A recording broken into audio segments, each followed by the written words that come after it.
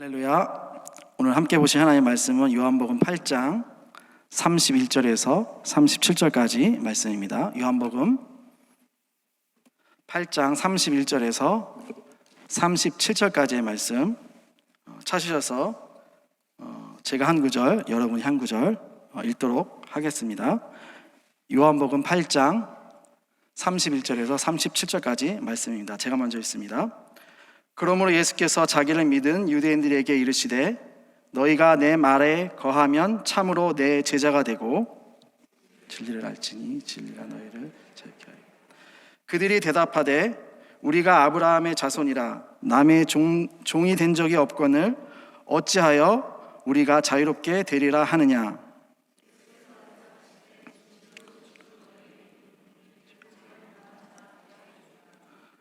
종은 영원히 집에 거하지 못하되 아들은 영원히 거하나니 그러므로 아들이 너희를 자유롭게 하면 너희가 참으로 자유.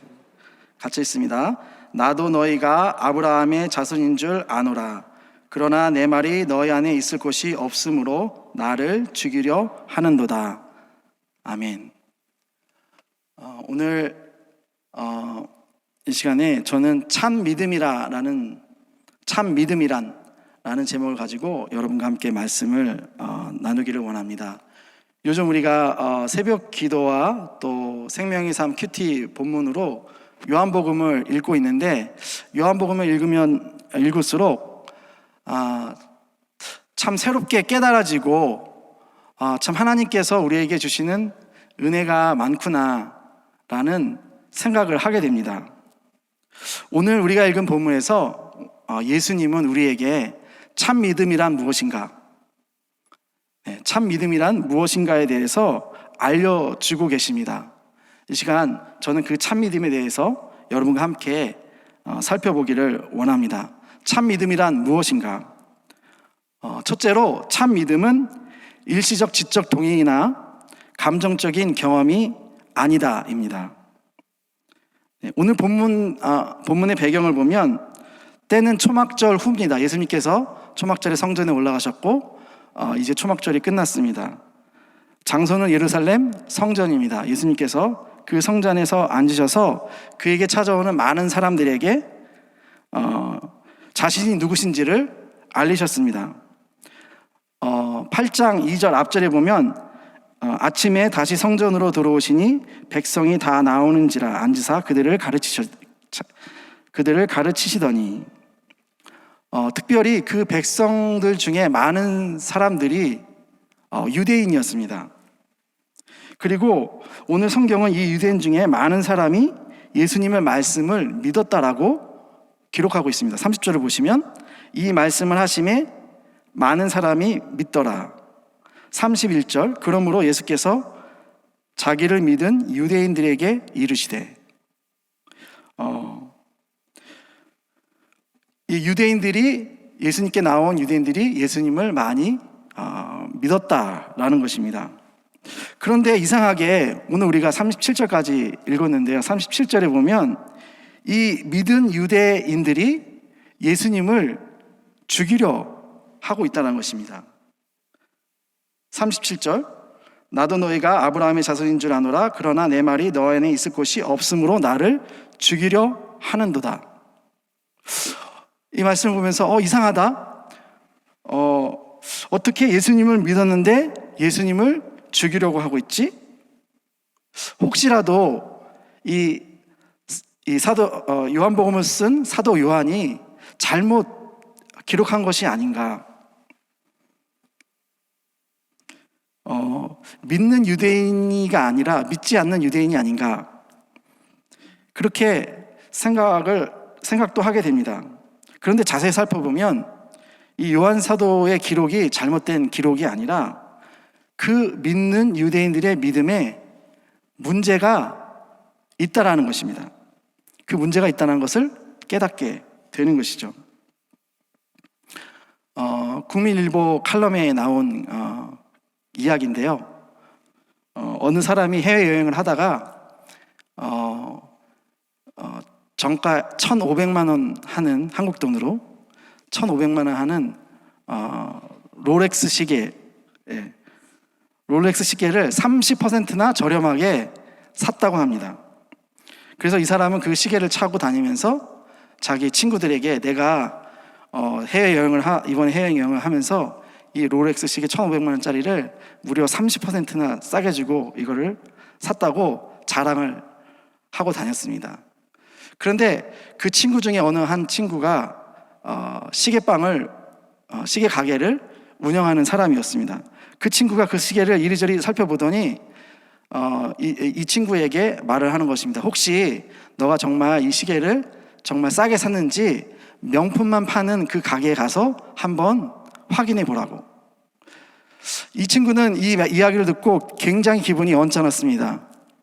그런데 시계방을 운영하니까 그 친구의 말을 믿고 명품 가게로 갑니다. 가서 검사를 하였습니다. 어떻게 됐을까요? 네, 말 안 하셔도 아시죠? 그 시계는 정품이 아니고 흔히 길거리에서 살 수 있는 10,000원만 주면 살 수 있는 짝퉁 시계였다는 것입니다. 믿음도 이와 같을 수 있다는 생각이 듭니다. 믿음에도 참 믿음이 있고 짝퉁 믿음도 있다는 것이죠. 요한복음의 저자 요한은 지금 이 믿은 유대인들의 그 믿음에 문제가 있다는 것을 의도적으로 설명하고자 하는 것이 아닌가라는 생각을 합니다. 그래서 믿은 유대인이라고 쓰고 있는 것입니다. 이 짝퉁 믿음, 가짜 믿음의 특징은 그 믿음이 굉장히 일시적이고 감정적인 믿음이라는 것이죠. 유대인들은 일시적으로 예수님을 인정했습니다. 그 예수님이 병든 자, 눈먼 자, 많은 이적들을 행하고, 그죠? 보리떡 5개, 물고기 2마리로 5,000명을 먹이시는 것을 보면서 그들은 와, 저분이 정말 하늘로부터 오시지 않는 분이 아니고서는 이 일을 할 수 없다, 이런 모든 이적을 행할 수 없다라고 그들은 인정했습니다.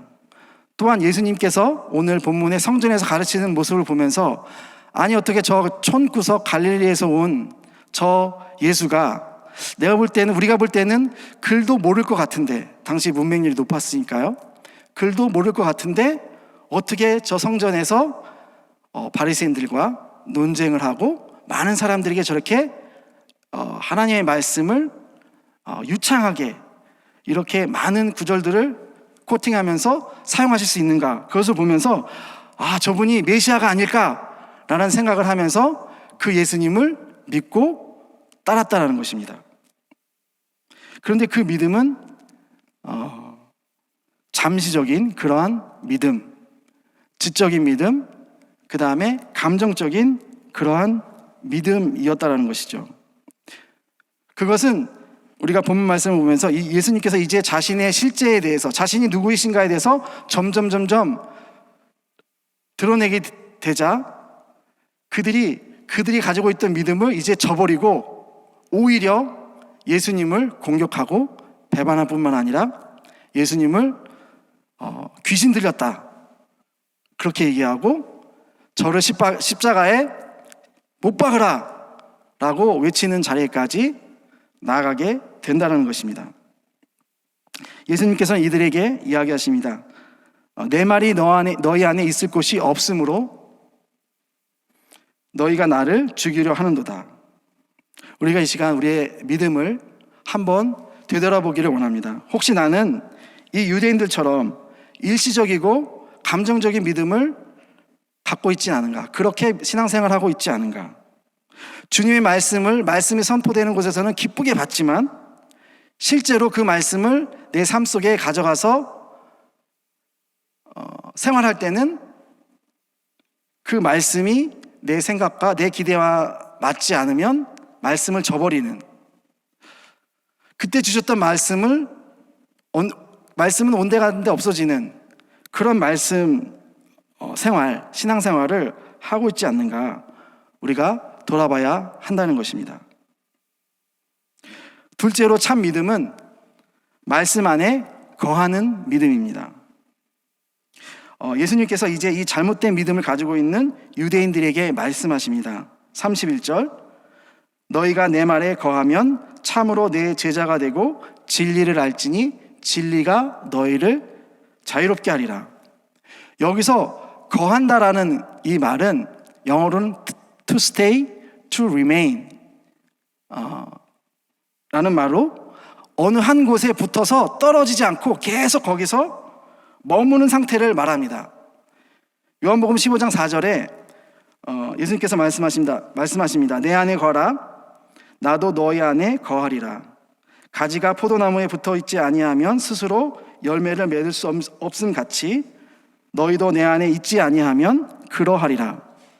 여기에서도 내 안에 거하라, 나도 너희 안에 거하리라, 이 거한다는 말을 사용합니다.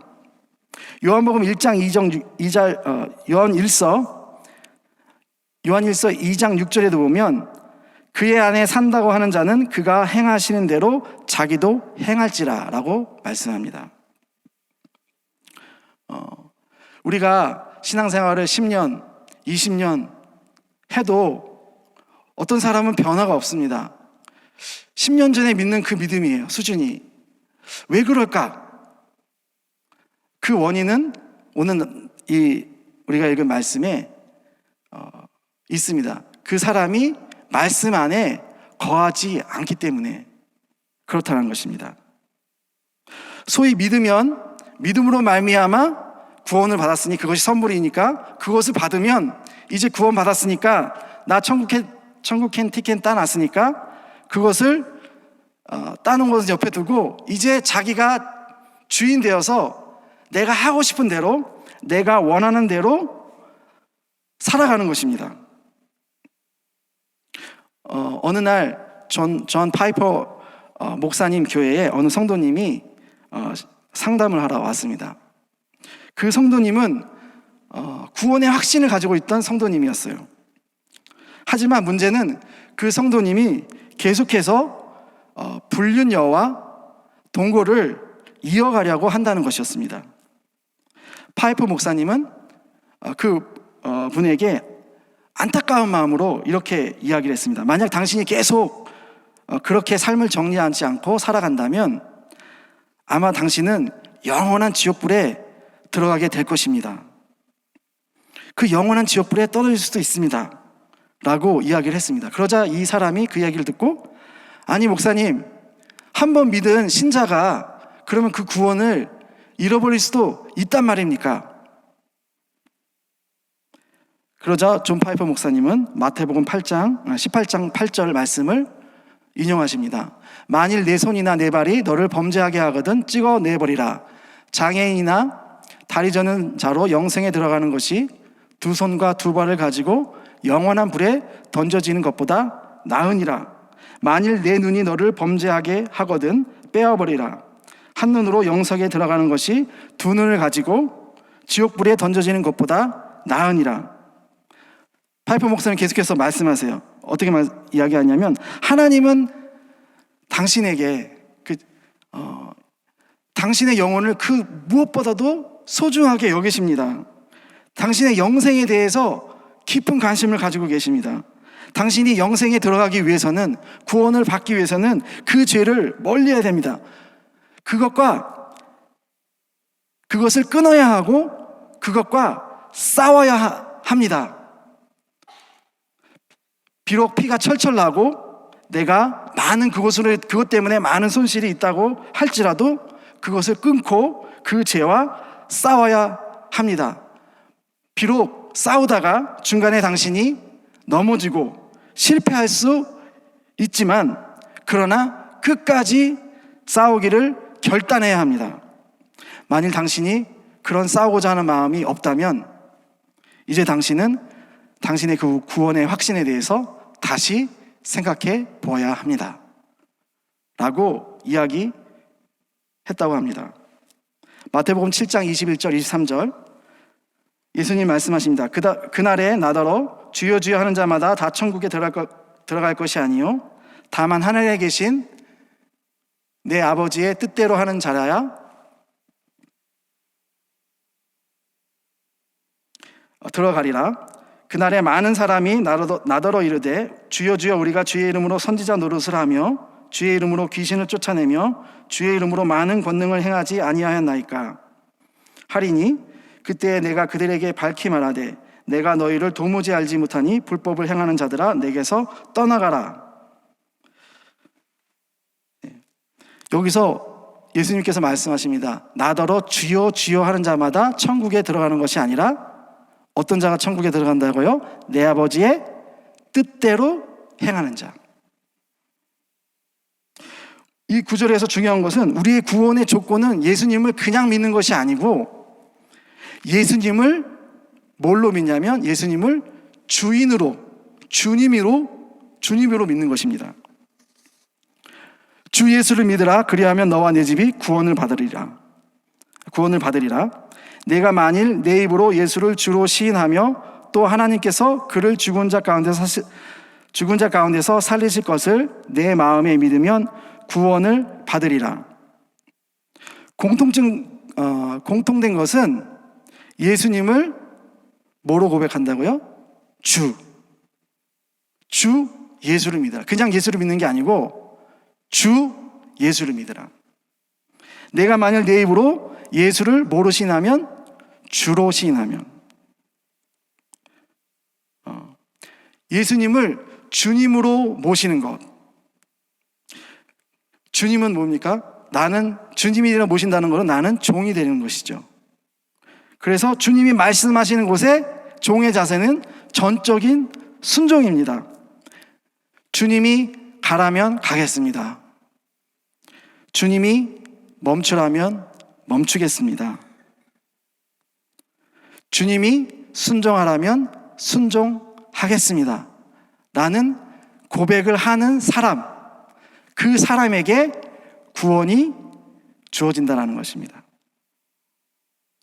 그런데 우리가 살아가면서 종종 예수님을 주님이라고 말은 하지만 종종 주님의 뜻보다는 나의 뜻을 구할 때가 많은 것 같습니다.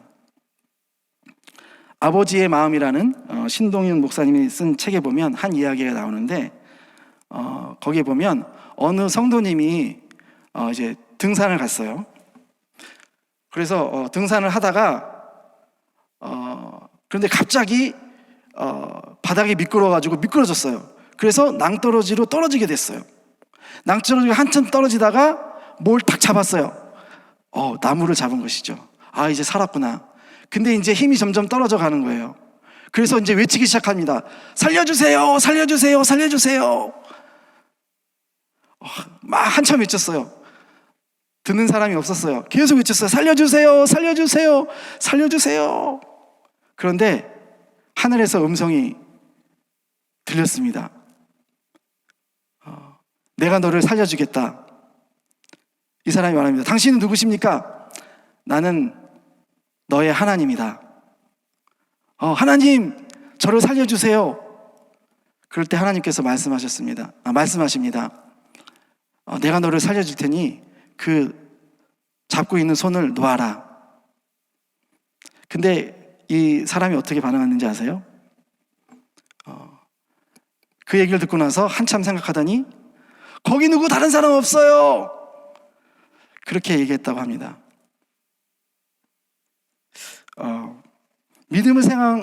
믿음 신앙생활을 하면서 우리가 하나님께 순종하기보다는 내가 믿고 싶은 대로, 내가 하고 싶은 대로 그러한 마음을 가지고 살아갈 수 있다라는 것입니다. 하나님은 오늘 저와 여러분에게 어떠한 믿음을 요구하십니까? 그 사람이 낭떠러지게 떨어질 때 나무를 잡았을 때 하나님은 하늘에서 좀 밧줄을 좀 보여주시거나, 그렇죠? 그러면 그 밧줄 잡고 올라가거나 뭔가를 좀 이렇게 내가 믿을 수 있게끔 뭔가를 주시면 내가 그거를 붙들고 가겠는데 하나님은 믿음을 요구하신단 말이죠. 저 지금 애굽에서 군대들이 지금 막 우리를 죽이려고 쫓아오는데 하나님은 요동치 말고 평안하라 얘기하시고 모세에게 지팡이를 들어서 바다를 향해서 외치라라고 말씀하세요. 이스라엘 백성들이 요단강을 건너갈 때 하나님은 말씀하세요. 요단강에 너의 발을 떼라고. 그 말씀하시기 전에 그 요단 강물이 조금 없어진다든지 그 수위가 좀 낮아진다든지 뭔가 그런 거를 주시면은 내가 좀 움직일 텐데, 하나님은 그렇지 않으시다는 거죠. 잠잠히 계셨다가 바로 역사를 하신다는 거예요. 우리에게 믿음을 요구하신다는 것이죠. 오늘 저와 여러분에게 하나님은 어떠한 믿음을 여러분의 삶에 요구하고 계신가요? 저는 영락교회 이제 올해부터 이제 사역을 하게 됐는데, 제게 주시는 도전은 이제 제가 느끼는 거는 하나님이 저를 사역을 이제 하게 됐는데 갑자기 우리 조 목사님이 저를 중보기도팀에 넣는 거예요. 원래 중보기도팀은 제 사역이 아니거든요. 저는 교구 선교 담당이지 중보기도 담당은 아닙니다. 근데 목사님 이제 사무실에 계셔야 되고 하니까 인도할 사람을 구하다가 제가 이제 그 시간에는 제가 사역을 안 하고 저도 사무실에 있으니까 저보고 맡으라는 거예요. 그래서 중보기도팀에 딱 들어갔는데 하나님 주시는 마음이 뭐냐면, 하나님은 나에게 기도를 먼저 시키시는구나, 그런 마음이 들었어요. 우리 교회에서 가장 중요한 사역은 다른 사역이 아니라 기도의 사역이구나. 그것을 깨닫게 해주시는 거예요. 너가 많은 말을 하고 이렇게 사역을 할까 저렇게 사역을 할까, 이렇게 하면 좋을 것 같고 이거는 이렇게 고쳐져야 되고 우리 교회는 이렇게 되면 더 좋을 것 같고 이렇게 되면 좋을 것 같고 많은 생각을 하지만, 그런 많은 말과 생각을 하기 전에 하나님은 저에게 기도를 하라 라고 제 마음 가운데 그런 마음을 주신 거예요. 왜냐하면 우리가 기도하지 않고 무슨 일을 행하면 그것이 내가 잘해서, 우리가 잘해서 되는 것처럼 그렇게 생각할 때가 많다는 것이요. 기도하고 하면 우리가 행하는 것이 아니라 누가 행하시는 것이죠? 하나님이 행하시는 것입니다. 그 하나님의 행하심을 기대하고 믿고 기도하라는 것이죠. 그러한 마음을 저에게 주셨어요. 그래서 더 기도하려고 애를 쓰고 있는 중입니다. 주님께서 말씀하세요. 내 말이 너희 안에 거하면 참으로 내 제자가 된다. 그 말씀에 거하는 자, 순종하는 자가 되라. 믿음을 가지고 주 앞에 행하는 자가 되라 라고 말씀하십니다. 세 번째, 참 믿음은 진리를 알고 그 진리 안에서 자유를 누리는 믿음입니다. 오늘 말씀에 내 말이 너희 안에 거하면 참으로 내 제자가 되고 진리를 알지니 진리가 너희를 자유케 하리라. 여기서 주님은 진리를 알게 된다라고 말씀하세요. 그런데 여기서 나오는 알게 된다라는 거는 헬라어로 기노마이라는 거예요. 기노마이. 이거는 히브리어에서 야다라는 표현의 헬라어식 표현이에요. 그 야다라는 거는 그냥 지식이 아니고 경험적인 지식을 말해요. 용례로 마리아가 천사가 마리아에게 나타나서 이제 내가 아들을 낳을 것이니 그 아들을 예수라고 할 때 마리아가 얘기해요. 나는 남자를 알지 못합니다. 여기서 알지 못한다는 단어가 바로 기노마예요. 똑같은 단어예요. 여기 나서 진리를 알지니 기노마에, 나는 남자를 알지 못한, 알지 그 기노마에 똑같은 단어예요. 실제적인 지식을 말해요.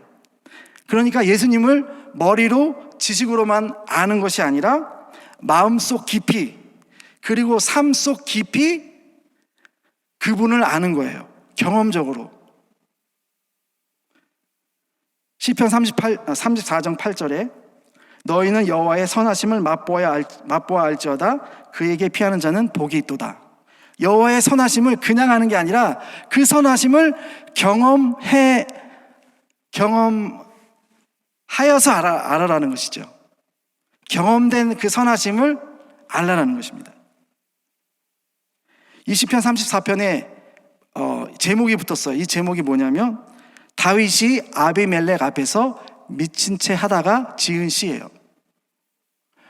다윗이 사울 왕을 피해서 블레셋으로 도망가요. 거기서 왕을 만나요. 아기스 왕 아비멜렉을 만나요. 근데 그 사람들이 다윗을 알아보는 거예요. 저 사람은 그렇죠. 사울은 천천히요, 다윗은 만만이라 그 다윗이다. 잡아다가 사울에게 갖다 주자. 이렇게 할 수 있는 그런 상황이에요. 자칫하면 목숨이 위태로운 상황이에요. 그때 하나님께서 다윗에게 지혜를 주시는 거예요. 그 지혜가 뭐냐면 미친 채 하는 거예요. 거기서 침을 막 흘리고 미친 사람처럼 구는 거예요. 그래서 그 모습이 너무나 우스꽝스럽고 너무나 한심해서 이 왕이 다윗을 죽이지 않고 그냥 살려두는 것이죠. 다윗은 이것을 경험하면서 이 사건을 본인의 수치라든지 본인의 어떤 그런 잘못으로 여기지 아니하고 그 가운데서 하나님의 선하심을 깨닫게 돼요. 하나님이 나를 이렇게 살리시는구나. 모든 것이 절망적인 상황이었고 죽음의 상황이었지만 하나님은 신실하게 다윗을 인도해 가셨고 그를 죽음에서 생명으로 건져 주셨다는 것이죠. 그래서 그 건져 주신 경험을 다윗이 하면서 이 시를 지은 거예요. 너희는 여호와의 선하심을 맛보아 알지어다. 우리가 하나님을 아는데 그 하나님을 어떻게 알아야 된다고요? 맛보아 경험적으로 하나님을 알아야 된다는 것입니다. 여기 모인 우리 영락교회 모든 성도님들은 그러한 간증이 다 있는 분인 줄로 믿습니다. 특별히 우리 수요예배에 나오신 분들은 그러한 간증이 많이 있다고 저는 생각이 들어요. 그런데 하나님은 오늘 우리가 과거에 그렇게 은혜를 주셨을 뿐만 아니라 오늘도 또 다른 그런 은혜를 주시기를 원하십니다. 그리고 예전보다 더 큰 믿음, 더 큰 하나님의 그 선하심을 체험하는 그것을 도전하시는 분이시라는 것입니다. 왜냐하면 우리 주님은 우리에게 좋은 것을 주기 원하시고 우리에게 그분이 누구신가를 더 깊이 알게 하시기 때문에 그렇습니다. 그런데 예수님은 우리가 이 진리를 알 때 그 진리가 우리를 또한 자유케 한다라고 말씀하십니다. 진리를 알지니 진리가 너희를 자유롭게 하리라. 예수님께서 자유를 말씀하세요. 그런데 이 자유는 상황과 환경에 따른 자유가 아니에요. 소위 말해서 우리가 내 뱅크 어카운트에 돈이 많으면 내 마음이 편하고 돈이 없으면 불안하고 내가 건강이 좋으면 평안하고 건강이 나쁘면 불안하고 내가 높은 자리에 명성을 얻으면 내가 좀 안정감이 있고 자신감이 생기고 그렇지 않으면 왠지 내가 잘못 사는 것 같고 왠지 내 마음에 만족이 없고 그런 것과는 다른 자유라는 거예요. 진리를 알지니 진리가 너희를 자유롭게 하려. 이 진리에 대한 자유는 단순히 외적인 자유, 지식적인 자유, 어떤 철학자의 자유, 그런 자유가 아니라는 거예요. 상황과 환경을 뛰어넘는 그 모든 것에서 우리에게 참 만족과 평안과 감사와 우리 성령의 아홉 가지 열매 알죠? 사랑과 희락과 자비와 양선과 충성과 온유와 오래 참음과 자비와 절제. 그 아름다운 하나님의 그 성령의 열매를 우리에게 주신다라는 거예요. 그래서 우리가 비록 상황은 어렵지만 비록 많은 사람들이 나를 볼 때 걱정은 할 수 있지만 내 마음은 요동치 아니하고 내 마음은 주님 앞에 고정되어 있어서 안정감을 누리는 것입니다. 평안을 누리는 것입니다. 왜냐하면 우리는 그 선하신 아버지가 우리의 하나님임을 알기 때문에 그렇습니다. 그분이 우리의 모든 필요를 채워주시고 우리에게 참 만족과 참 기쁨을 주시는 분이시다 라는 것을 우리가 믿기 때문입니다. 이 자유는 상황과 환경을 뛰어넘는 자유뿐만 아니라 급기야는 죽음을 뛰어넘는 그러한 자유입니다. 사망 권세를 뛰어넘는 자유. 우리가 오르지 못할 산은 없다. 강영우 박사님 여러분 아시나요? 그분의 이야기인데요. 이 강영우 박사님은 한국 사람으로서 시각장애인으로 조지 부시 행정부 때 백악관 정책보좌관을 지낸 사람이고 유엔에서 세계장애인 위원회 부의장을 지낸 사람입니다. 그는 세계를 다니면서 장애인들에게 권리 증진과 꿈과 희망을 주었던 그런 사람이에요. 그런데 그렇게 꿈과 희망을 전하던 중에 그 사람이 2011년 10월에 췌장암 선고를 받게 돼요. 그런데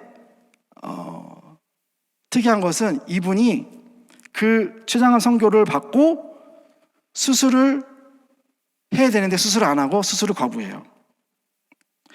자기 첫째 아들이 의사인데도 불구하고 수술하지 않겠다고 결정을 해요. 이유는 두 가지입니다. 하나는 이렇게 고백해요. 지금까지 나는 하나님과 사람에게 많은 축복을 받아서 이루고자 하는 사명을 거의 다 이루며 살았다라는 것이에요. 둘째는 이제는 육체적인 생명보다 영원한 생명을 준비하는 삶을 살아가겠다. 그것을 준비하겠다라고 고백을 했다라고 합니다. 이 사람은 삶을 정리하면서 2012년 10월에 돌아가셨는데 삶을 정리하면서 자신이 이제 미국에 유학할 때 자신을 도와줬던 로터리 협회에 25만 불의 장학금을 내고 또한 그가 죽어가면서 짧은 시간을 살았지만 전혀 슬퍼하지 않고 안타까워하지 않고 오히려 자기에게 찾아져 오는 사람을 위로하고 그 사람들에게 소망을 전하는 그런 사람이 되었다고 합니다. 아마 제 생각에는 장례식도 어떤 슬픈 그런 장례식이 아니라 굉장히 기쁘고 감사한 그런 장례식이 되지 않았을까 생각이 됩니다. 우리가 현대를 살면서 우리가 웰빙을 많이 얘기해요. 웰빙. 좋은 것 먹고 건강하게 하고 그죠? 잘 사는 거. 그리고 요즘엔 또 웰에이징이라는 얘기를 해요. 웰에이징. 잘 늙자. 늙더라도 젊은 사람 피해 안 주고 그죠? 건강하게 우리 노후를 잘 갖추고 추하게 늙지 않고 멋지게 그렇게 살자. 웰에이징에 대해서 얘기해요. 근데 웰다잉은 없어요. 웰다잉. 잘 죽자 이런 거는 제가 못 본 것 같아요. 웰다잉. 잘 죽자. 내가 죽는 그 순간에도 이 강영우 박사처럼 하나님께 영광을 돌리면서 그 죽는 그 순간이 가장 하나님께 영광을 돌리는 그 순간이 되면 얼마나 좋을까요? 네. 우리가 코로나 때문에 많이 지금 어려운 가운데 있는데 혹시 여러분 마음 가운데, 저와 여러분의 마음 가운데 두려움이 있습니까? 평안이 없고 염려가 됩니까? 뉴스를 열심히 보시기는 보셔야 되는데 너무 많이 보지 마세요. 네. 제가 보니까 한 뉴스의 절반 이상은 한국 뉴스, 절반 이상은 다 코로나더라고요. 그거 보고 있으면 이러다가 진짜 종말을 맞이하는 것이 아닌가 그런 생각을 할 수도 있을 것 같아요. 저는 이 사건에도 하나님의 크신 뜻이 있다고 봅니다. 왜냐하면 하나님께서 우리 인류의 역사와 또 사람의 생사화복과 이것을 주관하고 계시기 때문에 뭐를 위해서? 하나님의 나라와 그 뜻을 위해서. 하나님은 주관하고 가고 계시기 때문에, 그리고 하나님께서 아브라함에게 약속하신 내 자손이 바다의 모래처럼 하늘의 별처럼 될 것이다. 그 아브라함의 믿음을 따르는 자손들, 바로 예수를 믿는 저와 여러분이지 않습니까? 그 땅에 수없이 많은 셀 수 없는 모래와 하늘에 수없이 셀 수 없는 별이 생기기 전까지 하나님은 오늘도 인류의 역사를 주관하고 계신다는 사실이죠. 그렇기 때문에 지금 일어나고 있는 그러한 어려움도 하나님의 계획 안에 있다는 것을 우리가 믿어야 된다는 것입니다. 기도하기는 우리가 정말 지혜를 가지고 기도로 이 모든 어려움들을 이겨나가기를 원합니다. 우리가 이것에 대해서 너무 수동적으로 반응하고 낙심하고 두려워하고 하는 것이 아니라, 오히려 하나님의 뜻은 무엇일까 우리가 생각하고, 이 기회에 두려워하는 자들을 우리가 어떻게 위로할 것인가, 그들에게 어떻게 영원한 자유, 그죠? 오늘 예수님께서 말하신 그 자유를 어떻게 선포할 것인가, 기도할 수 있는 저와 여러분이 되기를 원합니다. 주님께서 말씀하십니다. 아무것도 염려하지 말고 오직 모든 일에 기도와 간구로 너희 구할 것을 감사함으로 하나님께 아뢰라. 그리하면 모든 지각에 뛰어난 하나님의 평강이 그리스도 예수 안에서 너의 마음과 생각을 지키시리라. 오늘 저와 여러분이 오늘 말씀처럼 정말 참 믿음을 소유하고 주님 안에 거하고, 또 주님을 지식적인 주님으로 아는 것이 아니라 우리의 삶의 실제적인 부분에서 주님을 알고 그분에게 순종해서 하나님이 주시는 자유를 맛보는, 하나님이 우리에게 믿음을 도전하실 때 우리가 믿음의 한 스텝을 뛰는 그러한 저와 여러분이 되기를 축원합니다.